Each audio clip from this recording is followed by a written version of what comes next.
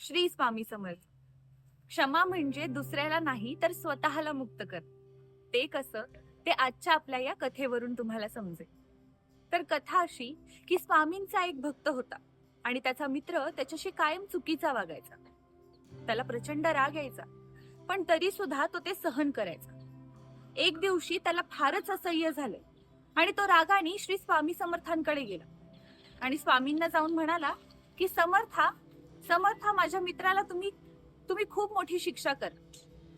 त्यावर श्री स्वामी समर्थ शांतपणे त्याला म्हणाले की तू त्याला माफ कर.